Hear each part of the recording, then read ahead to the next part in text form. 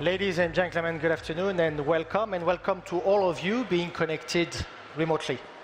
Without waiting, I would like to welcome on stage our 4 experts around the topic of the power of collaboration.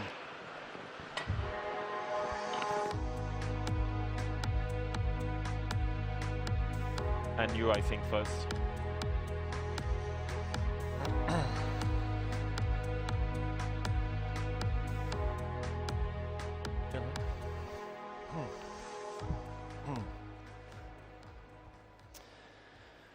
Good afternoon, ladies and gentlemen. It's lovely to be here. Thank you for joining us here in the auditorium and also online if you're watching the live stream. My name is Robin Swithinbank. I'm a journalist.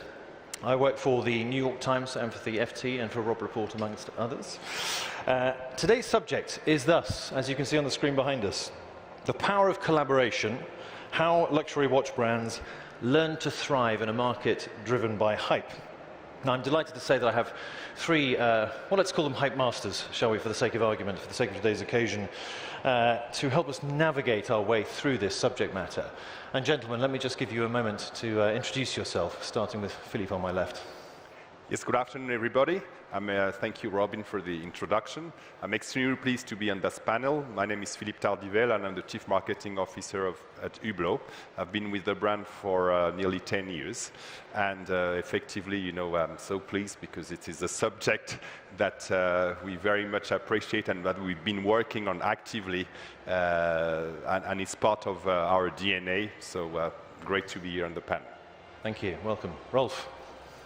Hi everyone, I'm Rolf Studer, co-CEO of Oris, independent brand from Holstein in the eastern part of the Jura Mountains. And David.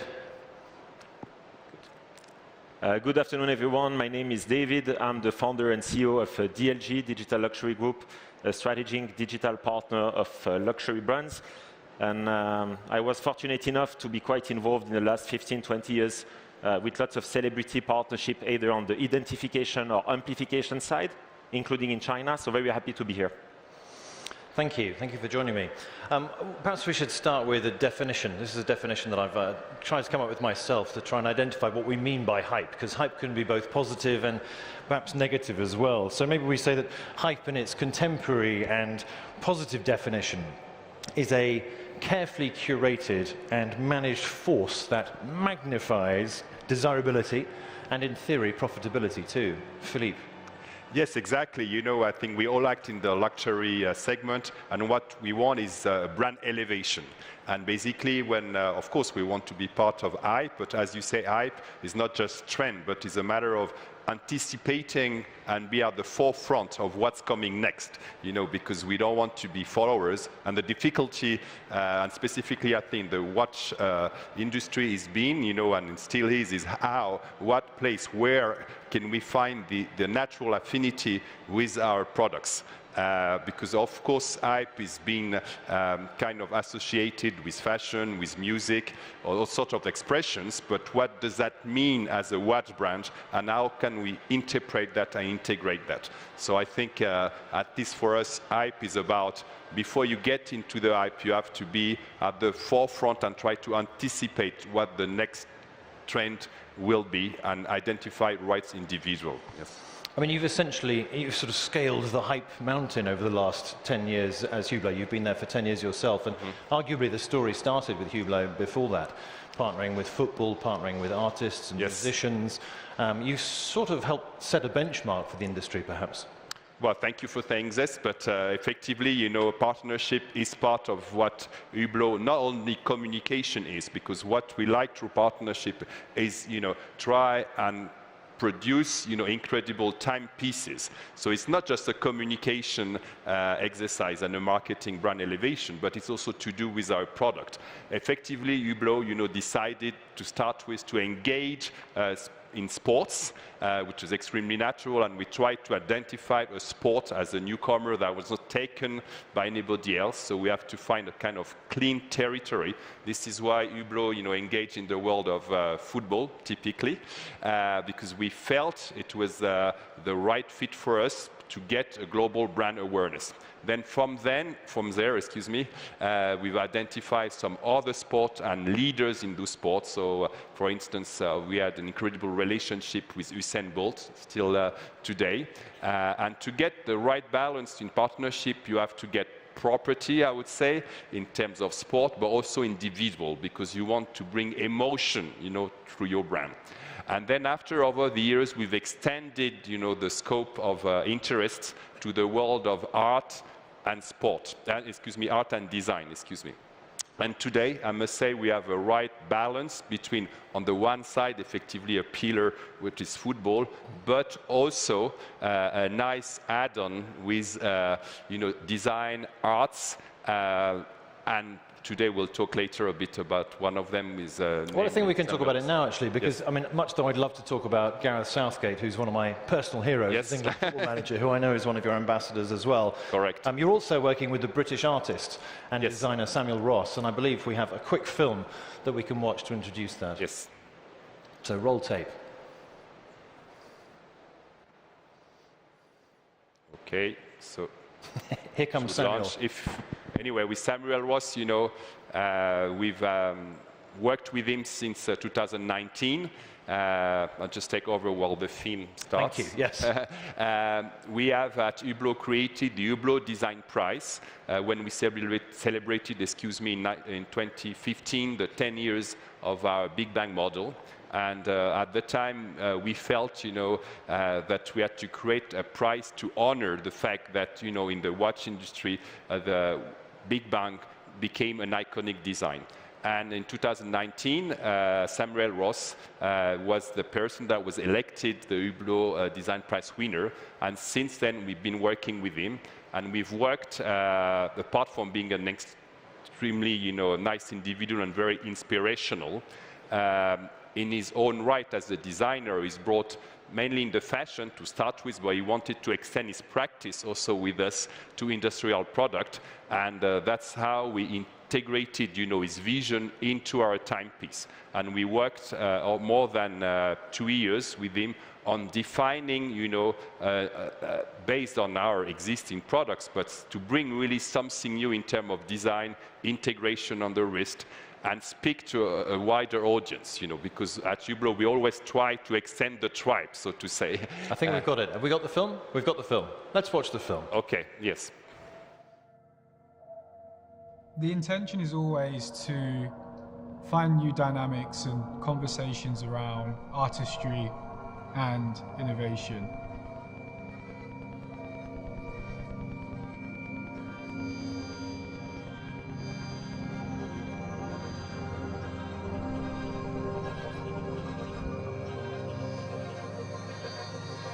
When it came to beginning this partnership with Hublot, it was obvious that there was a real core tenet of accelerated design principles, experimentation, new materials, and craftsmanship.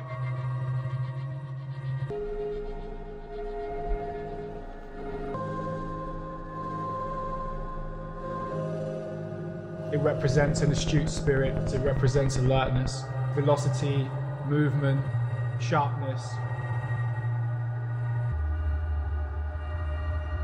All of these attributes, they belong to what Hublot has developed successfully over the past 3 decades.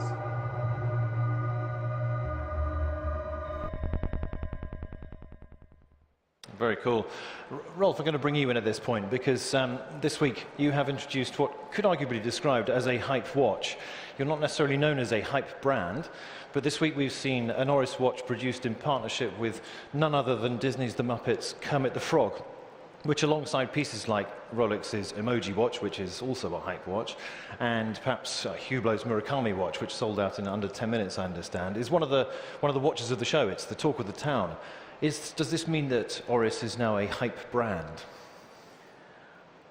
Well, I'm not so sure if I want to see the word hype being connected with watchmaking in general and also with our brand, because hype implies the next thing is already waiting, right? And what we do is things that last. our partnerships are often within conservation, and we really take energy from that and help to change for the better. Now, as we, as a brand, want to make people smile, obviously the Muppets and especially Kermit was a good fit because that we share that philosophy there. I wouldn't want to look at it as a hype, though. If it creates a hype, I am certainly happy, but it was not the intention. And the watch has been out for 5 or 6 days now. Has it already moved the needle for you? Are you seeing measurable results from this watch, not just in terms of sale, but in terms of awareness and interest, social media activity? Well, we have certainly seen how people are excited about it, and I have seen so many smiles at the Oris booth. I have had so many good feedbacks, just people who enjoyed watching that, and it seems to be a thing that made people smile, and therefore I'm very happy with that. David, you sit, if we can, on the periphery of this industry, observing, analysing, advising. Would you say that you're looking at an industry that is now increasingly defined by this notion of hype? Yeah, it's a good question, Robin. I think it's becoming more and more difficult for brands nowadays to be able to build, as you rightly mentioned, brand elevation or to elevate their brand status without leveraging on partnership. So obviously everyone is trying to find partnerships that are like relevant, that are like consistent with the brand DNA, that can work internationally. But the reality is that it's quite tough. You know, they don't have a lot of partnership that can be, on one end, very meaningful for the brand, but also in line with the budget, the priorities, the brand values, and so on. And when those type of partnerships happen, and if they are amplified the right way, indeed, magic happens. You know, you can see lots of partnerships, and I think Hublot is a prime example in the last 20 years, alongside Richard Mille and some other brands as well, of, I think, brands that have managed to really increase the size of their business in a terrific way, thanks to a strong strategy that was articulated around the clever choice of brand ambassadors. But obviously, it's not that easy. It requires investment. It requires commitment. You cannot change every year, you know, saying like, oh, I have my ambassador here and there. If I ask you, for example, who right now is the watch brand associated to Leonardo DiCaprio or Brad Pitt, are you able to tell me? It's complicated because we have seen many of them on different brands. So, you know, Bella Hadid, can you tell me who is like the brand associated to Bella Hadid? Every 2 years, we see Bella being associated to another brand. So I think it has to be like something that is like well designed, well thought, and when the investment is being made, it has to be consistent across several years to be relevant. Well, that's an interesting point. And Rolf, to bring it back to you, and we've got a film to roll in just a second, to give the technical team a second to make sure that it's up and running. But you've got a film that you're going to be broadcasting all over the world, I understand, at quite a high level. Should we just watch that? Can we watch that now? We can watch that now. Let's see that. Roll tape.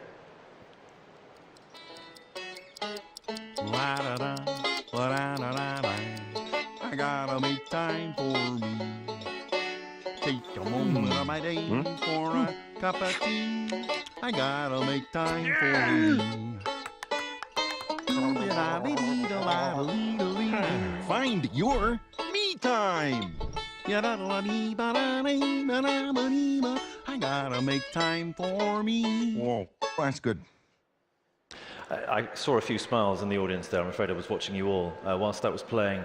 But Rolf, that's a big investment. You've been over to the US to meet Kermit yourself. There's some further content coming around it. Big investment. Is this the idea, big investment equals hype equals profitability?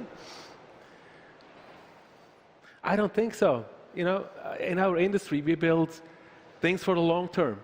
And we thought that the Muppets and Kermit would be such a great fit to the philosophy that we have. Yes, it's expensive, but obviously we'll also profit from it. And it is a partnership that makes sense for Oris. You mentioned these actors before, these models. I never understood, why do you pay someone who makes his living by playing roles to now act as if he would like your product, right? I never understood. Seems to work for some brands.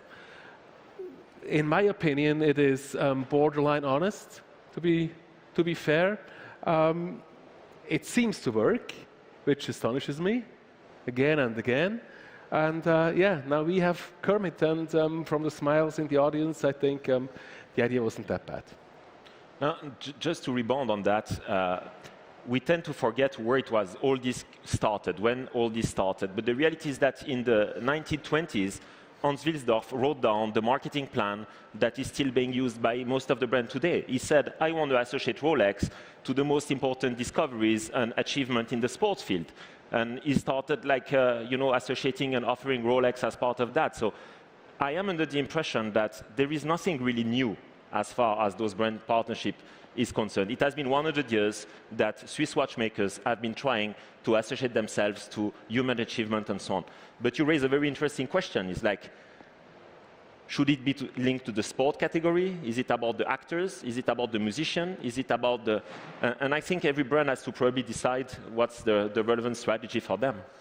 And it's clearly an art and a science. And so, while on the one hand we can have a gut reaction to Audemars Piguet and Marvel, or Tag Heuer and Nintendo, for argument's sake, at the same time we live in a data age, as you know better than anyone, David, and we can measure the results of these. And we also, of course, we have various estimates out there as to how well brands are performing. And for me as a journalist, when I examine these reports and look at the data, there are some brands who are growing very, very fast. So Breitling, perhaps we might say, or AP is a very good example, of course. Even older, more establishment brands like Vacheron Constantin, partnering with the Louvre, partnering with Abbey Road. These brands are growing very, very fast. Have we moved, therefore, to a point where it's actually no longer possible to grow fast without these collaborations? Philippe, let's bring you back in. Well, I think it's all a matter, as Rolf was saying, about relevance. We have to make sure, and David alluded to this as well, saying, has to be relevant to your brand. So yes, of course, we see that there is a move in the market because the client, as any brand, we have to be, at least for us, extremely contemporary. And today, the contemporary expression of watchmaking, sometimes not only, of course, you have to master the ancestry art of watchmaking, but sometimes, you can include in your product category some other type of partnership, typically with a more fun, humoristic, but still with relevance. What matters is relevant. But if you're not doing that, is it possible to sail into the future with great confidence that you'll be successful without such things, without these relevant partnerships? Unless a completely iconic brand, they don't quite need this. Otherwise, I do believe, as a marketer, but also with the experience I've gained at Hublot, that I think looking at the future, you need somehow an element, I would say, and it depends from what brand to an element, but outside elements where you can get inspiration. Because at the end of the day, it's about getting the fruit from the market, getting, as you say, the hype of the trend. But still in our own category, first the people in the long term, because watchmaking is something that is established in history. It's what you are bringing to your product. And this is why we are careful in our partnership to choose things where we can have an implication on the products and that we make an evolution. And there is nothing to do with profitability. It's about getting the excitement of working with partners, with individuals that can help you, portray your brand in a different manner and in a very contemporary manner. David, you're the independent voice here on this panel. Do you think that brands can grow without these hype vehicles? It's a good question because I agree with what you both said. I mean, many of the brands that are doing extremely well on the last couple of years have been indeed relying on brand ambassadors. Now, if I look among DLG clients, we have a few brands that we work with who do not have any brand ambassadors and are performing extremely well. Obviously, the prime example is Patek Philippe. Patek Philippe doesn't do any brand partnership, any celebrity endorsement, and so on. And it's my understanding that there are still like a couple of years of waiting list to be able to acquire a Patek Philippe. But also with a smaller independent brand or niche brand, if you look at Parmigiani as an example, I think Parmigiani doesn't do any brand partnership, at least as far as I know. And it seems that they have been benefiting from quite an interesting level of success in the last 2 years. So I think you can find cases of brands not relying on partnership, but I agree that those brands are becoming exception rather than the norm. Of course, partnerships and collaborations and even hype can be generated these days through a number of different vehicles. And Rolf, you're using sustainability, not to create hype, I'm sure you'd say, based on what you've already said on this panel, but that nonetheless is elevating your story, elevating your brand profile. Have you noticed, in the time that you've been in the industry 20 years, but have you noticed how these different vehicles, perhaps appealing to millennials, to Gen Z, or to older chaps like us, that there are suddenly new ways to create hype, to build your story? Yes, there is. You need to have things to talk about, right? And in my opinion, these partnerships often are an excuse, a cheap excuse, to not think really hard about what your brand has to say. So you mentioned one brand, there are several others amongst the strongest brands here that don't do any partnerships because they manage through the product and through what the brand has to say. Yes, they're established brands, so you need to get there, but you can get there.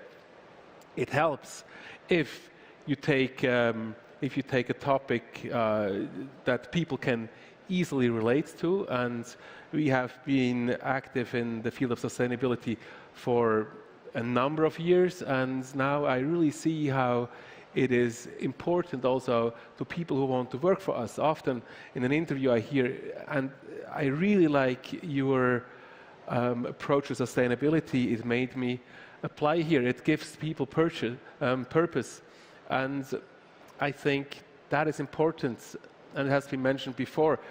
It really has to be a fit with what you want to say with your brand. Otherwise, you will not be able to escape the hamster wheel to present something new every half year, because at the end it's about the brand, what your brand stands for, and finding tools to talk about that.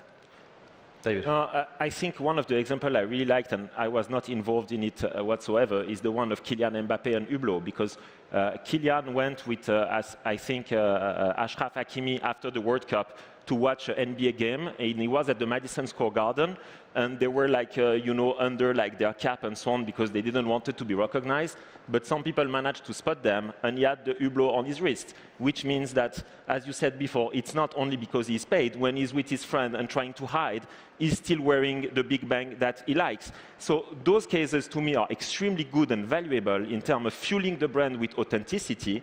But the risk is that sometimes you have the ambassador doing the advertising and being everywhere, but then in his private life, you see that he wears a Rolex, okay? That's a dramatic turn, especially for a brand that has been investing millions, to see that, when the person is around the swimming pool, is with his Daytona.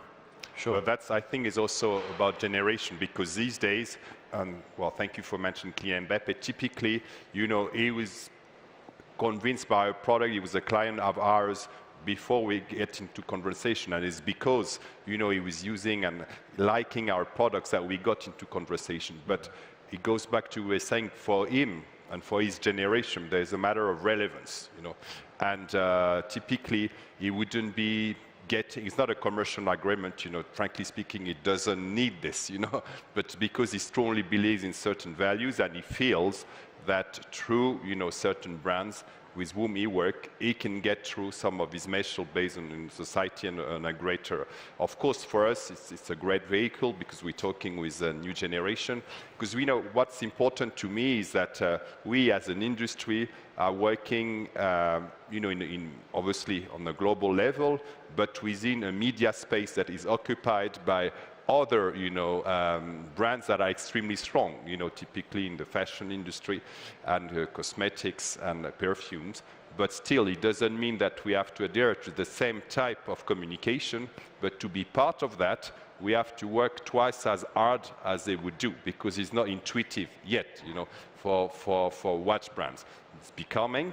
But again, we have to do it with substance, because the difference is we are not in fast fashion. We are here because people come to us because they want a product that lasts, that is reliable, and that works over time, And I think that's the main difference, And going back with the hype, it's, yes, we can use the hype in the right manner, but applying it by choosing the right, individuals or the right properties that correspond to the brand message.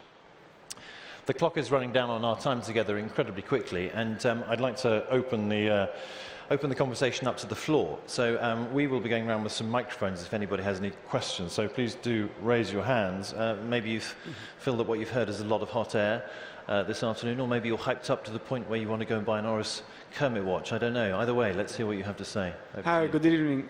My question is, we talked about the collaboration about artists and musicians and so on. How do you see the collaboration with customer itself?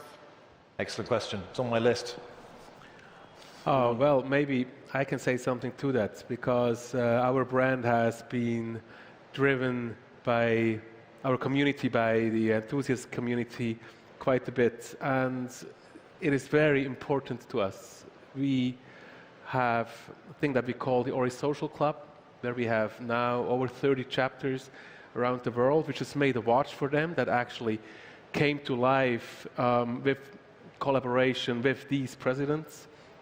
And this is a forum of generating emotion that is at the core of your brand and therefore makes real sense. So yes, we didn't speak about that. Thank you for putting that up. That is very important, yes. Critical.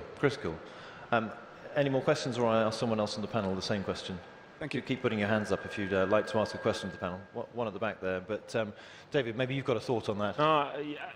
I can briefly answer on that. I think one of the things that changed, if I look at when I started in this industry, doing Charlize Theron, George Clooney, and things like that, with the brand ambassadors we have right now with our clients, is that the level of influencer have increased a lot. You know, 15 years ago, you didn't have all those influencers and so on. So the reality is that, and especially younger generation, they follow more influencers than brand on social media, which is also putting some pressure on the brand, because as the brand know that the attention is towards the influencer, they need to find a way to do partnerships with those influencers. The problem is that the law is not structured in a way across all the market to offer enough transparency. So often you can see ambassadors or influencers, not ambassadors, influencers, wearing a watch without any disclaimer of the fact this is a paid partnership. And then you have teenagers thinking that, oh, this is the authentic choice and so on. But unfortunately, this is not a problem that is only happening within the watch industry. I think it's something cross-category, and probably one of the reasons why some of the social media like TikTok will be much more scrutinized in the months to come is also linked to the fact that the content is not moderated in a professional way, always moderated in a professional way. And banned in Italy, TikTok, as we know. Another question at the back there. I think I saw a hand go up. Thank you. Yes, thank you. My first question is, do you really think that there is a way to dissociate the hype factor from any other type of marketing strategy? I'm thinking about Kermit, and especially these days, I think that with meme culture, especially for the new generation, maybe Kermit might just have as much range, reach as Bella Hadid. So Kermit's been called out there, Rolf. I think that one's for you. Well, yeah, it's really nice to see the reactions on Kermit. And coming back to the point you made before, it's really interesting now to see what's happening with social media and how this is changing how you promote the brand, because 20 years ago it was all not there. Being a watch enthusiast was a nerdy hobby, right? And suddenly these people have a platform and it has become a cool lifestyle. And if you are not very precise with how you steer your brand, with interests being with interests changing and with people just interacting with you, you will be in a mess. So yes, I think that hopefully someone like Kermit, and maybe it's easier with Kermit than with someone who is alive, because Kermit is an image for something, right? It makes people smile. It's that there's little possibility that it makes people feel bad. That may also help in what you just said. Do keep raising your hands if you have any questions. But Philippe, do you have any thoughts on either of those points that have been raised? Yeah, I think, again, it's going back to relevance when you choose. And one thing I'd like to say is whatever we do is we have to express ourselves in a miniature way. And sometimes, you know, when you do partnership, you have to distinguish between the partnership links with the brand awareness and link with your product. Sure. And always remember that our surface of expression is extremely limited, and choosing the right partner is also choosing somebody that in his own field can extract the essence of what he does or she does and get it into a watch and immediately make it recognizable by the greater public. Excellent. Gentlemen, the clock in front of us is now counted down to 0, which means the hype bomb is probably about to go off. Yeah. So it's time, therefore, for us to say thank you to Philippe, to Rolf, to David for joining us. Thank you to you all for being here this afternoon and for joining in our conversation. Thank you. Thank you. Thank you.